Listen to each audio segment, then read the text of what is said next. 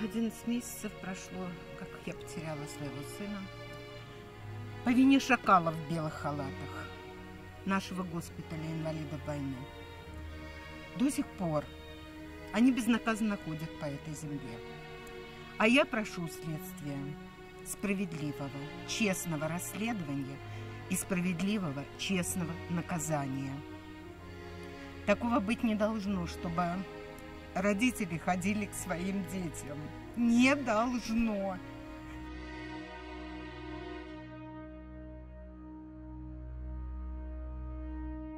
И вы знаете, даже, наверное, органы были изъяты у моего сына. Теперь я в этом просто уверена на 100%, когда он еще был жив. Просто мне нагло врали. Наш дом представляет Феникс. 20 июля 2017 года около 2 часов ночи у моего сына случился приступ. Судорожный синдром на фоне артериальной гипертензии, он впал в кому. Скорая помощь доставила нас в госпиталь. В госпиталь мы приехали где-то без 15:04. В 4 часа только подошли врачи. В приемном покое осмотрела Волчкова, единственная, и то, можно сказать так, поверхностно.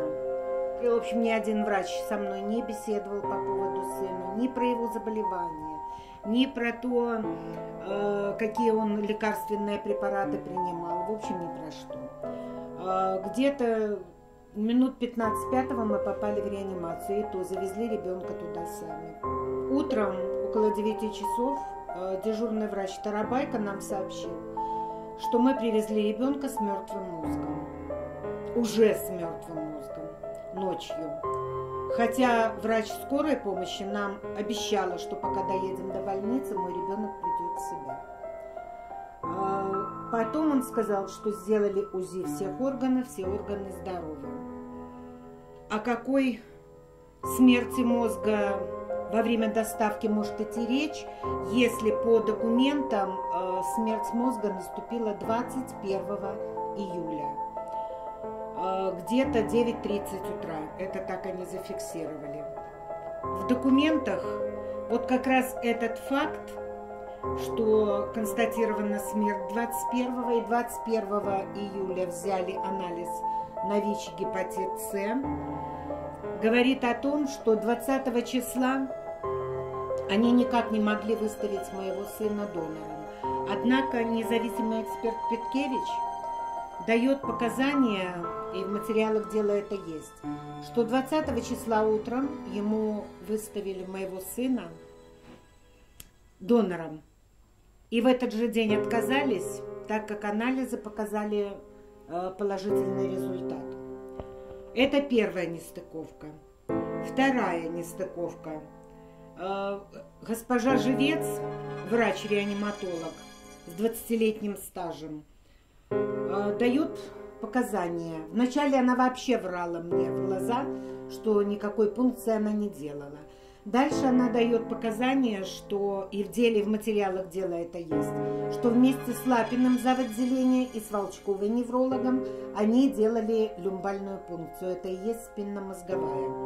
Но впоследствии, когда я в очередной раз написала жалобу и выставила это как фактом, она резко меняет показания и говорит, что делала пункцию сыну одна. Я уверена, что одна она моему сыну никогда бы эту пункцию не сделала. Да, он был в коме, это правда. Но его реакция на запахи, на какие-то там удары была резкая. Он руками махал, ногами шевелил. То есть она бы не смогла его одна уложить, держать и в то же время колоть иглой. В материалах дела, значит, фигурирует якобы положительный анализ на гепатит С. Я на 100% уверена, гепатита С у моего сына не было. Почему не было? 26 числа, 26 июля мы обратились в РНПЦ, подняли все документы, открыли компьютеры, все, у сына были все анализы отрицательные. В настоящий момент, это по последнему отказу, фигурирует анализ.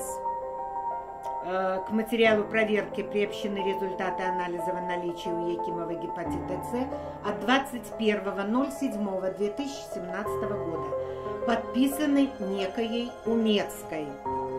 Заявляю, что это анализ фиктивный. На самом деле его не было. Значит, при личной беседе с патологоанатомом Пасконным я задавала вопрос: если гепатит С обнаружен, как привозят к ним умерших? И он сказал: привозят в полиэтиленовых пакетах с бирочкой, чтобы мы могли себя как-то обезопасить во время вскрытия. Но моего сына привезли без полиэтиленового пакета, без бирочки, без всяких табличек. И патологоанатом был в шоке 26 числа, 26 июля, от того, что мы ему сообщаем о гепатите С. Якобы он имелся. Какие факты у меня есть, что органы изъяты? У моего сына были 2 трубочки, вот так крест-накрест шли по нем. И обе эти трубочки шли под спину. Но моему сыну, это называются дренажные трубочки, но моему сыну не делали операции. Люди добрые, скажите мне, если человеку не делали операции, о каких дренажных трубках, шедших под спину, может идти речь? Ровным счетом ни о каких. Значит, либо ему удалили органы и вставили эти дренажные трубки, либо ему разрезали всю спину и вставили опять же эти трубки, чтобы не было трупного запаха. У меня сын вообще работал у Лукашенки в 16-м году. Ну, там 15-16 год. Вы же понимаете, что такое работать у президента? Разве бы его больного с гепатитом С или с ВИЧ-инфекцией взяли бы туда? Нет, конечно. Комиссию проходил каждые полгода. Ни о каких заболеваниях, ни почек, ни печени, ни сердца, ни поджелудочной, ничего. Единственное, что да, в детстве у него было врожденное незакрытие овального окна. Это связано с сердцем и 4 приступа, похожих на этот, который был последний, 5-й. В данном деле очень много черных пятен. Очень много. Я знаю, что этих врачей прикрывают вышестоящие, наверное, и правоохранительные органы. Но и главврач больницы, он же является и депутатом, Иванцов. Не без его участия все это прикрытие идет. По-видимому, рука руку моют.